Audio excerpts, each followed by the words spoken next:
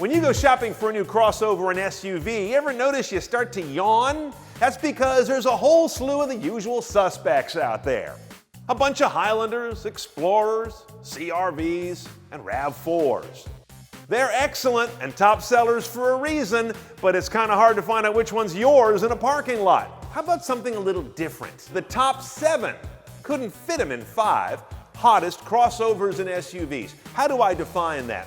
These are crossovers and SUVs that have sold at least 10,000 units so far the first 5 months of 2019. That's real numbers. But then they're ranked by sales growth compared to the same 5 months last year. In other words, they're on fire coming into 2019. And not all of them are names that you know too well. Let's get started. Number 7 is the VW Atlas, or the Ningbo, or the Terramont. Global vehicle, all new deal for VW as of 2018. 3-row, big-shouldered SUV. You can also option it with a very impressive digital cockpit, kind of pulled over from the Audi inspiration. On the downside though, we found that if you don't go with all-wheel drive, they cheat you out of a whole bunch of smart high-tech drive modes. We didn't like that. But this is a fresh face that's putting VW on the map. Number 6, the Acura RDX. A hot looker, as Acuras often are, but we really were impressed by its ride quality, cabin appointments, and general livability. This is a real sweet deal, too. Now, we wouldn't put it up against certain German SUVs on the track, but you're not going to the track. You're going to the Container Store to throw away all the money you saved by not buying a German SUV. This is a good, smart buy if you can get past the prestige factor. Number 5, the BMW X3. This guy was the big bang for the compact premium crossover when it first came out. Today we call it steady, stable, and serene. What happened to the ultimate driving machine? I think BMW is realizing that most people who buy these vehicles want them to be steady, stable, and serene, and not necessarily a monster on the Nürburgring, which they've never heard of. Aside from it being a little disappointing in terms of sporty handling, we also found that, as usual, BMW gouges you for the tech options you really want. Which will not, by the way, include Android Auto at any price. BMW is iPhone only, and the only company that charges you an annual fee to even have that. Number 4 is the Ford, don't call it EcoSport, the oddly named EcoSport. It's a homely little thing, and we gave it a miserable rating of a 6.7. I think it's the lowest on my list. But don't overlook this guy. It's compact and has kind of a world style to it. Great for urban warfare, well equipped at a nice low price point, and Ford's Sync 3 is an excellent place to start with cabin tech that hits pretty much all the bases we want.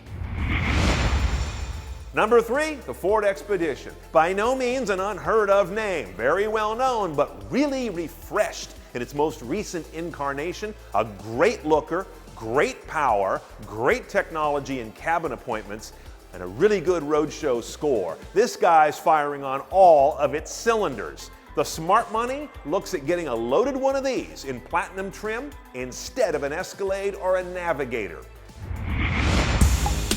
Number 2 is the Hyundai Kona. Now we're starting to get into the territory of massive sales gains compared to last year.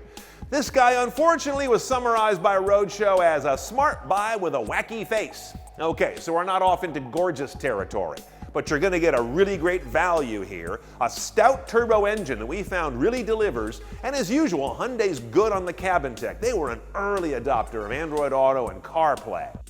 It's clearly part of that ugly hot trend that includes the juke, the kicks, and it's not much of a cargo hauler. You've also got to keep that warranty in mind. They're doing $560 on the whole car and $10,100 on the powertrain. Buy it and never repair it. Before I get you to our number 1 hottest crossover or SUV, let's take a look at the one that probably should be number 1, the Kia Telluride. Why isn't it? Because I don't have comparative numbers since it wasn't on sale in 2018, so I can't rank it. But it's already sold 17,000 units in the first few months of 2019, and it didn't even get launched until a little bit into the year. This guy's big, brawny, and a lot of folks look at it and say, that's a Kia? That's a good thing. The number 1 hottest crossover or SUV by my criteria is the Mitsubishi Eclipse Cross. look at the sales growth on this guy. It's the only thing Mitsubishi has in the US that isn't trending down. Now, the last time I had a Mitsubishi topping any top 5 list was never. So this is a really interesting breath of fresh air for these guys. That said, we didn't love it in our review. The ride's a bit harsh. The engine's a little optimistic. The looks are a bit Pontiac Aztec. And the average MPG is well below 30. So why is this thing selling so hotly? Well, part of it may be the fact that it's just not like everything else. And Mitsubishi has a reputation for building a tough car, if not a terribly popular one. Plus, it might be the cheapest way I can think of to get an SUV with a coupe roofline. And finally, you get one of these and you're never going to have to figure out which car in the parking lot's yours.